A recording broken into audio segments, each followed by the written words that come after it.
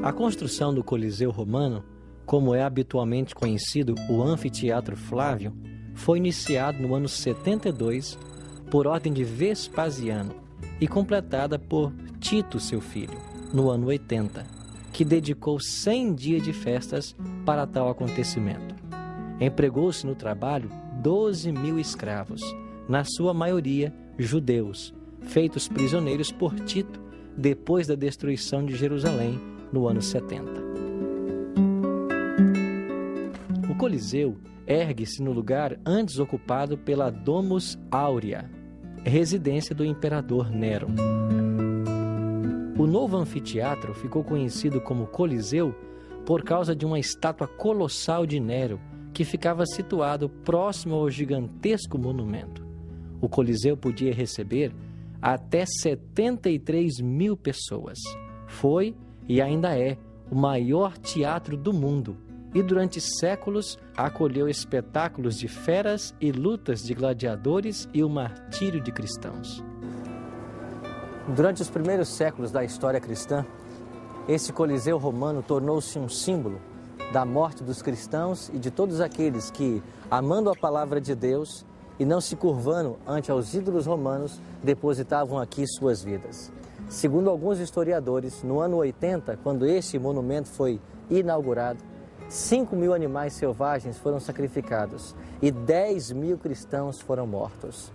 Ao longo de vários séculos, este Coliseu romano tornou-se símbolo da fidelidade a Deus e da morte dos cristãos.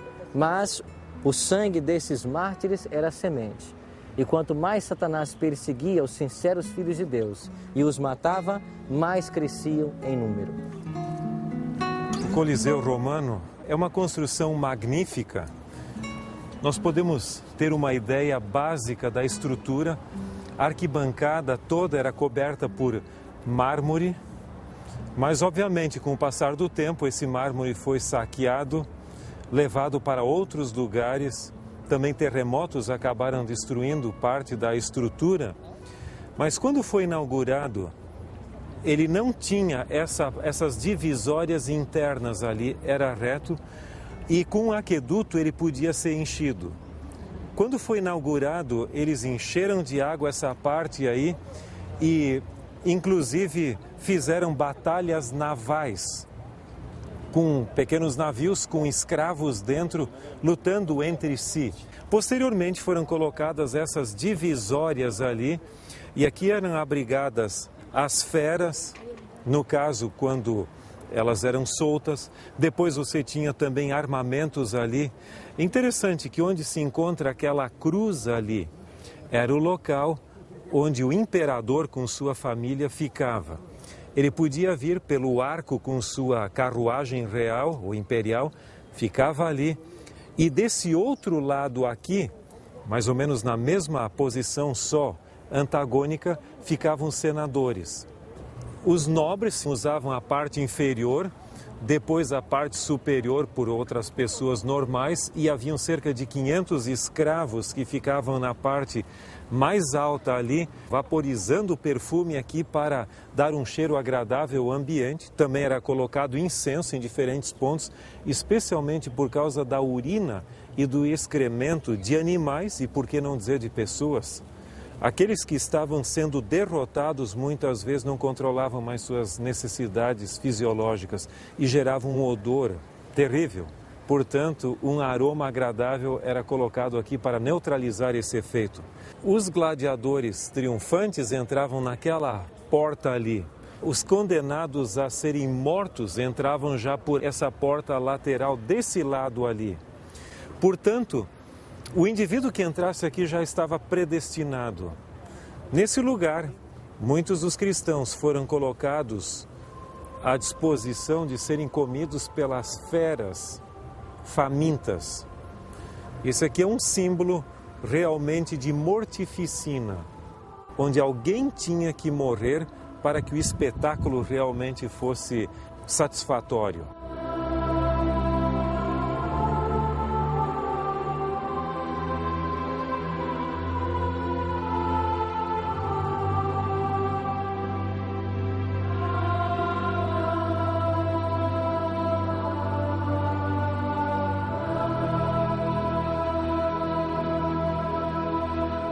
O Coliseu romano foi salvo da destruição por causa de sua consagração aos mártires cristãos.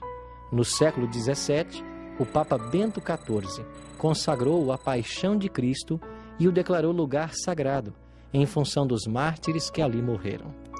Na sexta-feira, dia 18 de abril de 2003, o Papa João Paulo II declarou: "Este Coliseu é um símbolo.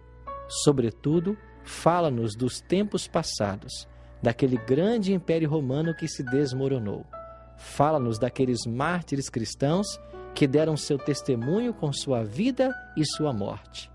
É difícil encontrar outro lugar onde o mistério da cruz fale mais eloquentemente do que aqui, diante deste Coliseu." A segunda perseguição contra os cristãos foi desencadeada pelo imperador Domiciano, irmão de Tito. Nessa perseguição, o apóstolo João foi exilado na ilha de Patmos. Nesta isolada ilha, João escreve o livro do Apocalipse. Depois da morte de Domiciano, João foi posto em liberdade e, em torno do ano 97, volta para Éfeso, de onde escreve seu evangelho. João morre com aproximadamente 100 anos de idade. Na terceira perseguição listada por John Foxe em seu livro, pereceu Inácio, bispo de Antioquia. Ele, que fora discípulo do apóstolo João, foi lançado às feras aqui no Coliseu Romano no ano 107. Seu crime? Carregar a Jesus Cristo em seu coração. Sua fé e dependência de Cristo o fortaleceram para a hora da provação. Ele disse: "Que sobrevenham a fogueira e a cruz, que venham as feras selvagens, que venham a quebra dos ossos e a dilaceração dos membros, que venha a trituração do corpo inteiro, que assim seja. Quero apenas conquistar Jesus Cristo." Quando ouviu sua sentença, caiu de joelhos, ergueu seus olhos aos céus e bradou: "Ó Senhor, agradeço-te por haver me honrado com o mais precioso sinal da tua caridade e permitido que eu seja acorrentado por teu amor, como foi o apóstolo Paulo."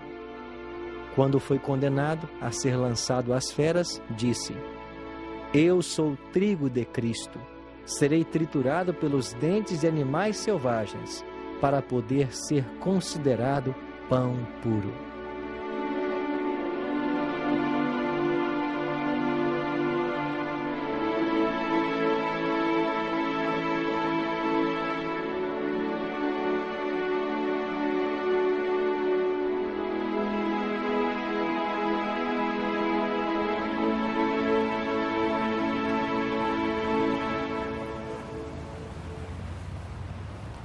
Pastor, o que motivou a perseguição aos cristãos?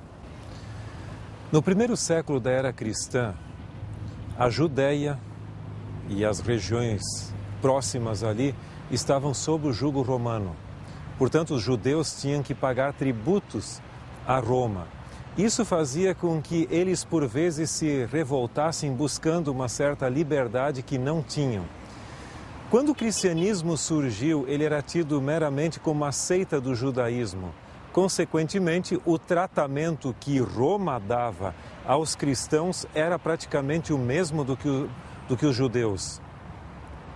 Com a queda de Jerusalém, no ano 70, gradativamente os cristãos começaram a se distanciar dos judeus. Mas seja como for, nos primeiros séculos da era cristã, o sábado era observado ainda e uma série de outras práticas judaico-cristãos. E, obviamente, Roma tinha uma religião completamente diferente e gostaria que todos os seus súditos seguissem a religião romana. Porém, os cristãos não viam a religião romana como sendo adequada para eles mesmos, de acordo com sua compreensão da palavra de Deus. Uma das características básicas da religião romana era o culto ao imperador. Além disso, o domingo era observado em vez do sábado bíblico. E a observância do